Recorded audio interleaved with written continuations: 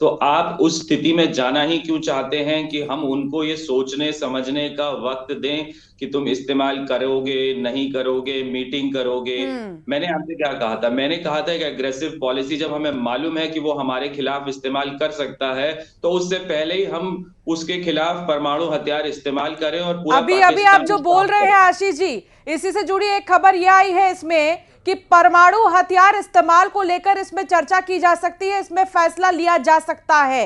आशीष जी। बिल्कुल वही मैं कह रहा हूं कि मैं आपको देखिए एंटिसिपेट करना है ना कि दूसरा क्या कर सकता है। जब वो करने लगेगा, हम भारत की समस्या ये है कि हम एक्ट नहीं करते, हम रिएक्ट कर रहे होते हैं। अच्छा, अब ये कर दिया, हम सर्जिकल स्ट्राइक करेंगे। अच्छा, अब ये कर दिया, अब हम ये करेंगे। अगर उसने परमाणु हथियार इस्तेमाल कर दिया, उसके बाद आप कहोगे अच्छा चलो अब तो हमारे पास हक है करने का, लेकिन उसमें आपका कम से कम 30 से 35% भारत जो है जो ऊपर से नीचे तक का वो पूरा तबाह कर देगा।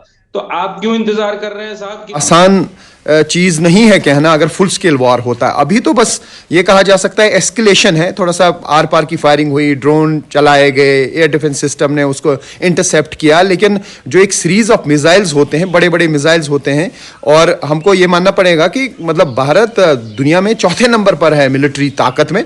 हालांकि पाकिस्तान ज्यादा पीछे नहीं है, पाकिस्तान के पास भी प्रोफेशनल आर्मी है, एयरफोर्स है, नेवी है, लेकिन अभी तो मतलब मैं तो ये कहूंगा कि अभी 0.1% भी वेपन्स का इस्तेमाल नहीं हुआ है। ये रिफत है, रिफत हमारे संवाददाता जो जानकारी स्ट्रेंथ दे के रहे हैं। हिसाब से देखिए दी,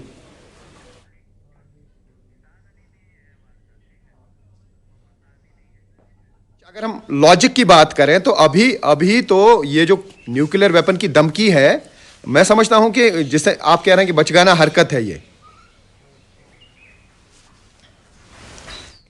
तो ये सहयोगी लगातार तस्वीर दिखा रहे हैं, जानकारी दे रहे हैं। आशीष जी हमारे साथ लगातार जुड़े हुए हैं। आशीष जी, सरहदी इलाकों की अगर हम बात करें, यहाँ पर जिक्र करें, तो श्रीनगर के साथ ही कई ऐसे इलाके हैं जहां पर पाकिस्तान कहीं ना कहीं एक्टिव होने की कोशिश कर रहा है, अपने सैनिकों का जमावड़ा वहां पर कर रहा है। आखिर उन्हें खदेड़ना कितना मुश्किल होगा, या जब जमावड़ा उनका हो रहा है तो क्या स्थितियां बन सकती हैं? देखिए, मैंने जैसे कहा कि हमें थोड़ा अग्रेसिवली हर फ्रंट पे जो है परस्यू करना है, अपनी अप्रोच को बदलना है। अब हमें अपने बड़े हथियारों का इस्तेमाल करना है। देखिए, आपको बातों से मैसेज नहीं दिया जाता है, मैसेज तो आप जो करेंगे उसी से दिया जाता है। एक्शन से। और केवल मैसेज पाकिस्तान के लिए नहीं है। अभी जैसे टर्की का जिक्र हो रहा था, अब तक भारत की सरकार को टर्की को वार्निंग इशू कर देनी चाहिए थी कि अपनी हद में रहो, लेकिन अभी तक की नहीं गई है। कर देना चाहिए था। जब आप एग्रेसिव होकर के आएंगे कि जो पाकिस्तान की फंडिंग करेगा, जो पाकिस्तान की मदद करेगा, भारत उससे सीधे युद्ध करेगा। जब आप ऐसी एग्रेसिव पॉलिसी लेकर के आओगे, तब तो लोग पीछे हटेंगे। या सिर्फ शांति प्रिय का ढिंडोरा पीटेंगे तो कुछ नहीं होता है, क्योंकि वो हम 70 साल से देख ही रहे हैं कि क्या हो रहा है। वो शांति प्रिय तो बने ही हुए थे ना हम। हम्म। तो आपको मैसेज देना होता है, आप अपनी एक एग्रेसिव नीति बनाते हो। अभी तक देखिए, टर्की को एक वार्निंग कम से कम अब तक तो दे देनी चाहिए थी, और प्रॉपर लिखित वार्निंग होनी चाहिए कि एम्बेसी में आप उनके एम्बेसडर को बुलाएं और उनको उसको वार्न करें कि आप जो है पाकिस्तान का साथ दे रहे हैं, और पूरे विश्व को बताएं कि चाहे अमेरिका हो, चाइना हो, जो पाकिस्तान के साथ खड़ा है वो भारत का दुश्मन है, और भारत अपने दुश्मनों के पीछे आएगा, चाहे उसे उनकी हद के अंदर आना पड़े। जब आप ऐसी पॉलिसी लेकर के जाते हो, तब दूसरे लोग डरते हैं। जब उसे यह मालूम होता है कि मैं यहां मीटिंग करूंगा और दूसरा देश परमाणु हथियार से मेरे पे हमला कर देगा, तब वो डरता है। जब उसे मालूम है कि आप बहुत बहुत स्लो अप्रोच रखते हो, तो वो इतना ज्यादा उड़ता है।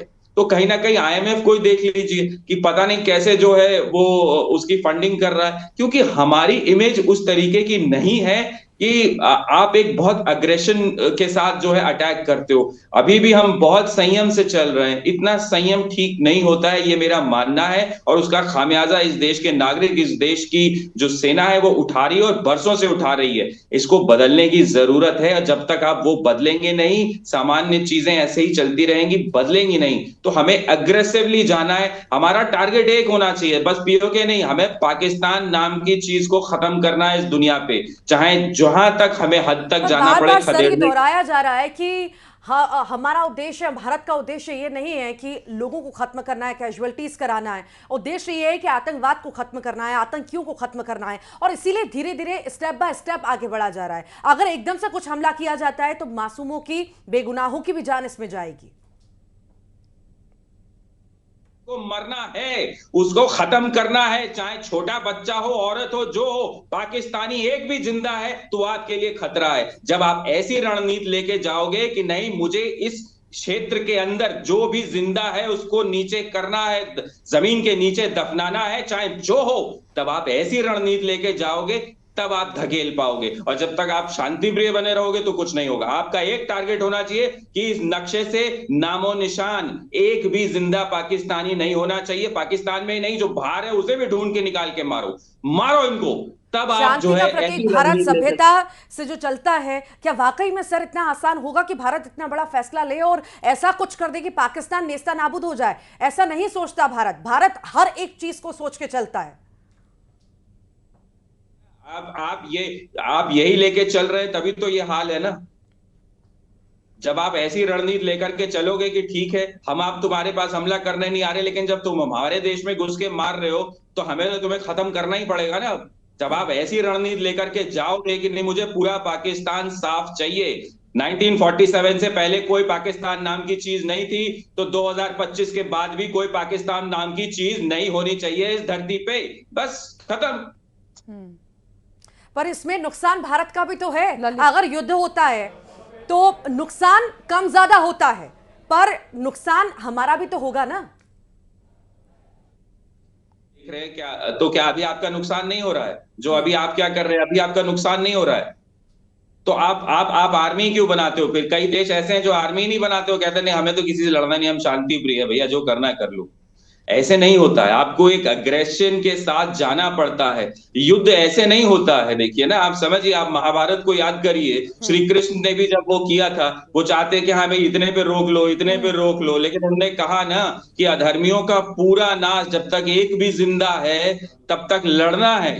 तो ये तो हमारे यहाँ भगवान ने ही कहा है कि जब कोई आपके साथ गलत कर रहा है तो उसको आपको पूरी तरह जड़ से उखाड़ना है। एक भी नहीं छोड़ा था ना श्री कृष्ण चाहते, तो जब उन्हें भी मालूम था कि जरूरी है, यानी कि कुल मिलाकर बहुत जरूरी है कि अब एक एग्रेसिव स्टेप उठाने का, ताकि ये पता चले दुश्मन देश को कि हम झुकने वाले नहीं हैं, और अगर जवाब देने पर आए तो फिर रुकेंगे नहीं। ललित कुछ कहना चाह रहे? ललित, सवाल मेरा, मैं चूंकि सभी युद्ध की तरफ चले जा रहे थे, भारत ने, देखिए ऑफिशियली हमने युद्ध नहीं कहा है, कई और रिश्ते भी होते हैं, ये बात ठीक है। चतुर्वेदी साहब जैसे कह रहे हैं कि नहीं, उन्होंने श्री कृष्ण का जिक्र भी कर दिया, सुई की नोक बराबर जमीन का भी जिक्र हो गया। मैं चतुर्वेदी साहब आपसे इस मुद्दे से थोड़ा सा अलग हटना चाह रहा हूं। मैं आपसे जानना चाह रहा हूं चाइना की भूमिका को लेकर, क्या चीन की जो भूमिका है वो ऊपर कुछ और है और अंदर खाने कुछ और है? पाकिस्तान, ये बात तय है, तुर्की का सपोर्ट और ये जो IMF का सपोर्ट उसे मिल गया है, सपोर्ट नहीं मिला है, फंडिंग मिली है, कर्ज मिला है, खराब ट्रैक रिकॉर्ड के बावजूद उसे कर्ज मिला है। क्या सिर्फ यही वजह है, या अंदर खाने चाइना की तरफ से या किसी और तरह से पाकिस्तान को मदद मिल रही है, और जो उसे इतना वो एक्टिंग कर रहा है, अपने आप को दमदार दिखा रहा है, NCA की बैठक बुलवा ले रहा है, कहीं और से मदद कोई? आपको क्या लगता है? उसका इंटरेस्ट पाकिस्तान में रहा है। 80% जो पाकिस्तान हथियार इस्तेमाल कर रहा है वो चाइनीज है। तो और बलूचिस्तान जो अलग होना चाहता है पाकिस्तान से, वहां के जो नेचुरल रिसोर्सेज हैं उनपे, वहां पे खनन, वहां पे जो चीजें हैं उनका इस्तेमाल पाकिस्तान जो है वो चाइना को देता है। तो कहीं ना कहीं उसके अपने काफी इंटरेस्ट हैं। लेकिन जैसा मैंने कहा, आप अगर एक एग्रेसिव पॉलिसी रखते हैं, एक अग्रेसिव अप्रोच रखते हैं, देखिए चाइना की फौज ने आज तक, वो चाहे जितनी बड़ी फौज हो, लेकिन उसने आज तक एक लड़ाई नहीं जीती है। हथियार आपके पास अच्छे हो सकते हैं, लेकिन आपको वो तजुर्बा भी होना चाहिए मरने और मारने का। वो चाइना की सेना के पास नहीं है। वो जूडो कराटे वाली पिक्चरें बना लेना अलग होता है, और जब मैदान पे उतर के लड़ना पड़ता है वो अलग चीज है। तो चाइना को उसके पास दरअसल कुछ है नहीं। ये आपने बहुत मार्के की बात कही, भारत के साथ एक युद्ध के अलावा उसके पास कोई तजुर्बा है नहीं। दो देशों की टेक्नोलॉजी चुराकर उसने एक एयर डिफेंस सिस्टम बनाया था, पाकिस्तान ने उसका इस्तेमाल करके भी देख लिया। मैं आपसे यह समझना चाह रहा हूं कि क्या